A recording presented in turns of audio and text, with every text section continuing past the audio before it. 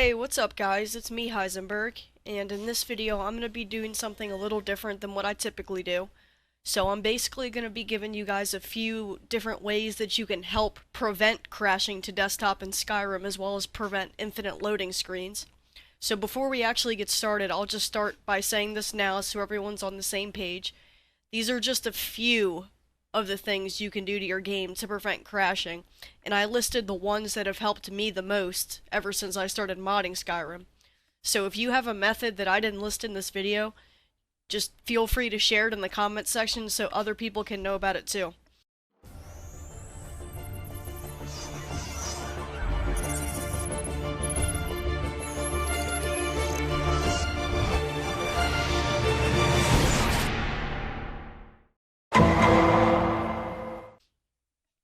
So for the first, I'm pretty much going to do the most simple and most obvious fixes first. And for this first fix, I'll start off. I'll try to explain this as easy as I can, because when I was trying to think of how to explain it, it was like kind of confusing me. So I'll try this as best as I can. So if you crash right after the Bethesda logo, it could be something as simple as you forgetting to disable a mod that was dependent on another mod.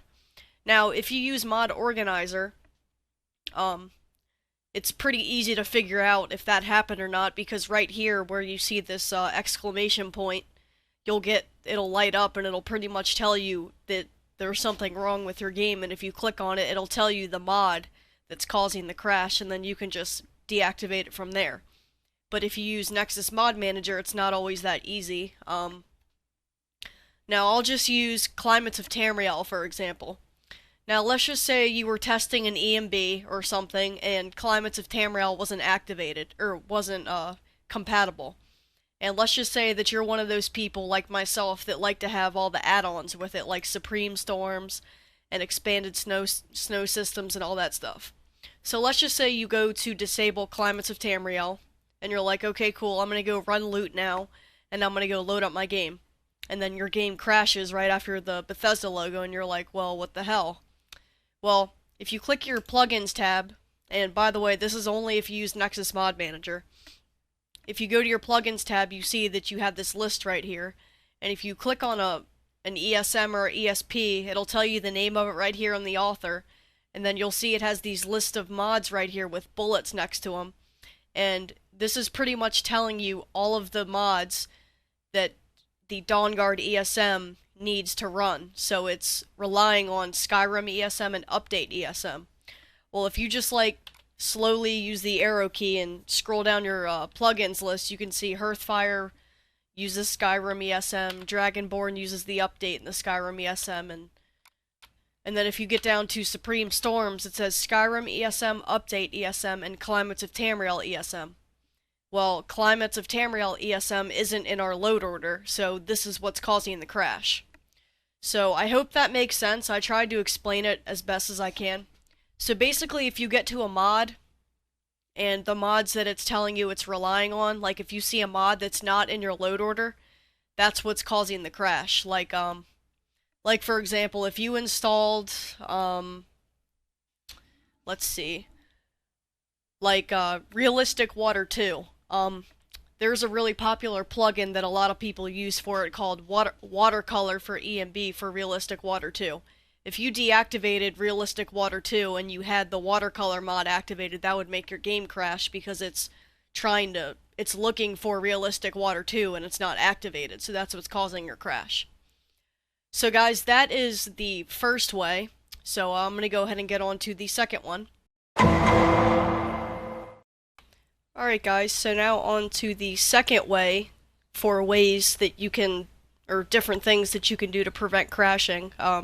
This one probably should have been number one, but if you mod any game, whether it would be Skyrim, Fallout 3, Fallout New Vegas, you're definitely gonna need either loot or boss, and they both do the same thing, but boss is it's pretty outdated, and loot is the more newer, like the newer tool out of the two. And when you run this tool, it basically like if you deactivate a bunch of mods or activate a bunch of mods and you run this program, it pretty much gets your load order all situated. Now, most people should probably want to install Loot over Boss, because like I said, Boss is pretty outdated. So you would just obviously click download Loot, and once you install it, wherever you install it, I always install mine inside of my Skyrim folder, because it's just easier, it keeps everything organized. But once you run the program, you're going to get a tiny window that looks something like this. And some people like to edit the metadata first. I only do that sometimes, but right now mine is on Fallout for some reason. Let me put that back on Skyrim. So you would click, like I said, it's optional. You could click Edit Metadata, and then just click Save Changes. And then to actually fix up your load order, like if you deactivate or add a bunch of mods and you're experiencing crashing, just click Sort Plugins. And then wait for it to load, and then you would just click on Apply. And then it gives you like a little report, and so yeah, and then if you click on details, it'll tell you like certain mods that might be making your game crash, or certain mods that need to be cleaned with Test 5 Edit. If you don't know what Test 5 Edit is, I also have a video explaining what that is and how to clean your mods with it and stuff like that. So yeah guys, like I said, I'm gonna be doing the most obvious and easy ways first. So the reason why you're crashing could be something as simple as not having an updated load order. So every single time you activate or deactivate a mod, you should always make sure you're running Loot. Now luckily with Mod Organizer, Loot is built in, and it's just this sort button right here, and if you click it, you're good to go. But I also have Loot installed through Mod Organizer, and that's optional, but like I said, it's already built in. So yeah guys, that's the second way that you could help yourself with the crashing. Alright guys, so on to tip number 3 on how to prevent crashing in Skyrim. Now this one is to pretty much prevent infinite loading screens, and it's going to be this mod right here called Safety Load, and there'll be links for everything that I mentioned in this video down in the description. And I've been using this mod ever since I've been modding Skyrim, and ever since I've installed this mod, I have never ever gotten an infinite loading screen. Now I don't know if that'll be the case for everybody, but the only requirement for this mod is SKSE 1.1 or 1.6.16 or later, and the Skyrim version 1.9.32.0 or later. And if you want more information on it, you can read about it here. And I mean, it can't really hurt to try it if you haven't tried it. It's really easy to activate. It's just like installing a regular mod. Just go to the Files section and click Download with Manager, and then activate it in whatever mod manager you're using, and you'll be good to go. So yeah guys, that is tip number 3 on different ways on preventing crashing. Alright guys, so on to the 4th tip on crash and infinite loading screen prevention. I'm going to be recommending 2 different tools to you, and I mentioned this a lot in my ENB installation videos, and I haven't made a video about it yet, so this is kind of the first time I'm ever mentioning this in any of my recent videos. The most important thing whenever you're activating and deactivating a bunch of mods, whether you run Loot or not, you're still going to get files that are left over, and it's going to something called orphan scripts or something like that, and it can cause crashing in the middle of loading. And one of the ways to fix that is something called the Save Game Script Cleaner, and you just install it under the File section and then download it manually, and it's going to start downloading as a RAR file, and you can just extract it wherever you want. I have an icon on my desktop right here, and I have it installed inside of my Skyrim folder as well, just for organization. And when you open it up, it's going to be a window that looks something like this, and you know, it's pretty self-explanatory. Just click on Open right here, and you're going to get a list of you're going to want to make sure you go to your wherever you have your saves saved at. If you use Nexus Mod Manager, it's going to be under My Documents, My Games, and then Skyrim, and then you'll see saves right here. Go ahead and click on that. And then you'll see a whole bunch of these saves. Now, if you use Mod Organizer, you're going to go to wherever you have Steam installed or wherever you have Mod Organizer installed. Mine luckily is installed inside of my Skyrim folder. So Steam, Steam Apps, Common, Skyrim, and then Mod Organizer. And then you're going to go to Profiles. And then whichever profile that you're trying to clean the save on. Now mine is under Default. So I'm going to go ahead and click Default and then click Saves. And then you're going to see all these saves here, and then just pick your most recent save, and then click Open. And then it's going to have a picture right here of what it looked like the last time you were playing. Now, you just click Fix All right here, and it's going to either say a number or it's going to say 0, so 0 scripts and 0 instances removed, and then click Fix Script Instances, and then 0 script instances removed, and then just click Reset Havoc.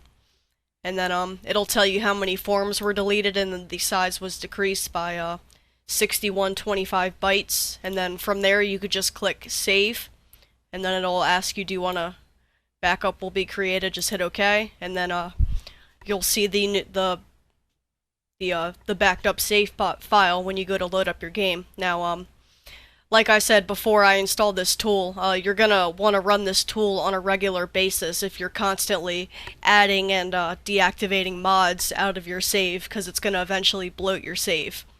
So, yeah, this is the Save Game Script Cleaner, and then the other tool is something called the Save Game Script Scalpel, and this deals with the papyrus section of your saved games, and to be honest, this is a pretty advanced tool. And there's a tutorial on the page if you want to watch the video, but when you install it, hold on, let me get there. Like I said, I have all my Skyrim tools installed inside of my folder, so I have one right here. And then the folder, or the executable that you're going to want to open is the PDT wrapper. And then it's going to be a window like this. If you click on let's see, I think it's 0 papyrus. Oh no, that's not it. I'm trying to find where that is. Oh, load papyrus section. I don't know, but I just know. Oh yeah, here we go. Yeah, if you click on load papyrus section right here, or where I just clicked, it'll bring up this window right here called the Problem Advisor. And if you crash after the Bethesda logo while playing, while saving, or whatever, if you click on those, it'll tell you different ways that you can fix that. And it'll bring up these windows right here, and you can read about it, and it'll tell you things like, this isn't guaranteed to work.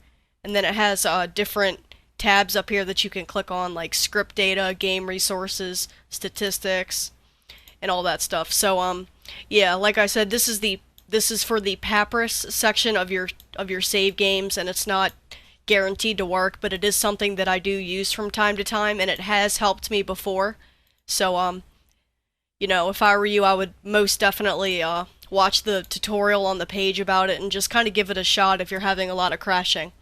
So yeah, guys, that was tip number 4 on how to prevent crashing, and now on to number 5.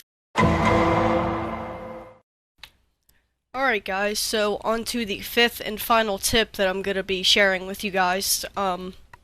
This is more of an advanced type of reason why your game might be crashing, and a lot of you may have heard of it, and Gopher made a really awesome video about it. It's something called the memory block allocation patch, and I don't know if a lot of people know about this or not, but it has pretty much been proven that Skyrim has a 3.1 RAM gigabyte limit, and once it hits that limit or surpasses it, it'll just crash to desktop because it just simply can't handle it.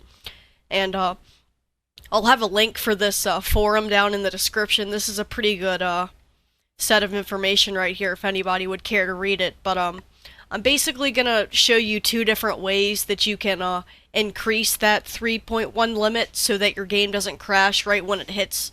So basically, if you have a lot of texture mods, or if your UGrids to load is set really high, you'll hit that 3.1 gigabyte limit pretty quickly. So this will definitely help you out. And if you wanted to keep track of it, like let's just say you were playing the game and you crashed, and if you wanted to check if the memory block reason, if that was the reason why, you could download this tool called the memory blocks log, and it's really easy to install. You just download with manager, and then it'll tell you on the description page where you can find the log for it, but it's pretty much going to be in your Skyrim data folder.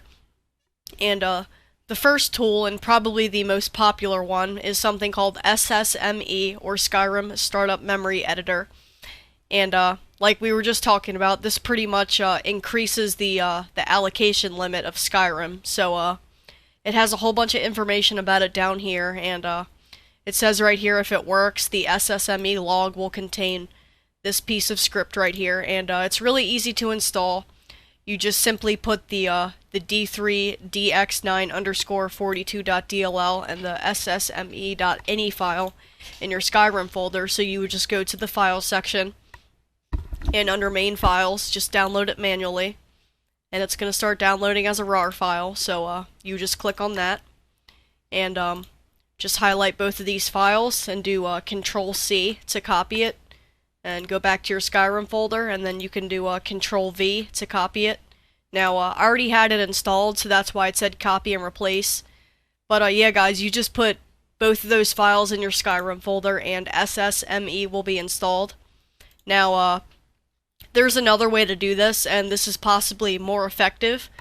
Now, personally, I do both methods. I have SSME installed and something called an SKSE.ini Tweak for the memory blocks. And if you don't have SKSE installed, definitely make sure you install this in order to do this tweak. You could install it as an archive or with the installer. It works either way. But basically, once you have it installed, if you use Nexus Mod Manager, you're gonna want to go under your data folder. If you use Mod Organizer, I'll teach you how to do it in a minute. So Nexus Mod Manager users, once you get to your data folder, if you installed SKSE with the installer, you should see a folder in here called SKSE. And if you installed it as the archive, you're not gonna see an SKSE folder because you're gonna have to make one yourself. So if you see the SKSE folder, just go ahead and click on it. But if you don't, just create a new folder and name it SKSE, and then go ahead and open that up. And then we're gonna make a new document. So right click, click on New, and then we're gonna do. Alright, sorry about that, guys. Someone just knocked on my door. So once you open the SKSE folder that you just created, if you had to, if you didn't, you can just wait a second. But if you had to create the folder, you're gonna have to create the ini file as well. So you can right click, go to New, and then go to Text Document, and then from there you're gonna name it SKSE, and then where it says text right here, you're gonna want to backspace that and put INI for ini. Now, if you aren't able to backspace text because it isn't there, like you can't see it, you're going to want to go up to Organize up here. And by the way, this is only if you use Windows 7. I don't know how it is for Windows 8. And then you can click on Folder and Search Options, and then go to the View tab up here, and then make sure Hide Extensions for Known File Types is disabled, and then click Apply, and then click OK, and then you should be able to see the .text at the end of it. So once you've changed it to .ini, go ahead and open this up, and type exactly what I type. You're going to put a bracket like this, and then type General, and then put an ending bracket, whoops, and then put a space, type ClearInvalidRegistrations equals 1, and then 2 spaces, and then we're going to do memory in the brackets, and then default heap initial ALLOC.MB equals 768, and then we're going to do a space, and then we're going to do ScrapHeapSizeMB equals 256, and then 2 spaces, and then in brackets we're going to type display, and then we're going to do I in lowercase, TintTextureResolution equals 2048. And then we're going to go up to File and Save. Now that was the Nexus Mod Manager way. Now if you use Mod Organizer, go back to your wherever you have Mod Organizer installed, and then from there you're going to go to your mods folder, and then I already have a folder in here called SKSE Data because I have my SKSE scripts installed manually. But if you don't see an SKSE folder in here, just go ahead and make one, and then open it up, and then I don't know if you're gonna have all this stuff in here. I don't really think it matters, just as long as you have it like configured. So you're gonna do the same exact thing as the Nexus Mod Manager users did. I'm not gonna do it again because you can simply just rewind the video and get your information from there. But you would just click New Folder, and then, or not New Folder. Sorry about that, guys. You just right click, go to New, and then Text Document, SKSE, and then backspace the .text, .ini. And then click yes on the prompt that you get, and then open it up and then type the same exact information that I did for the Nexus Mod Manager users. So to make this a little easier on you guys, I'm going to have the information down in the description so you can just copy and paste it into your text document, just in case you get like a typo or something. I don't want anything to get messed up. So yeah guys, those are the 5 ways that I these are things that I have always done to keep my game nice and stable. I hope that somebody could at least find this helpful. Like I said, there's something that you can install to keep track of your memory block allocation called the memory blocks log, and it installs automatically inside of your data folder. And you could watch the video that Gopher made about it if you so wish. There'll be a link for it in the description. So yeah guys, this was the 5 tips on infinite loading screen and crash prevention, and like I said already, I hope this was helpful to somebody out there, and I'll see you guys in the next video.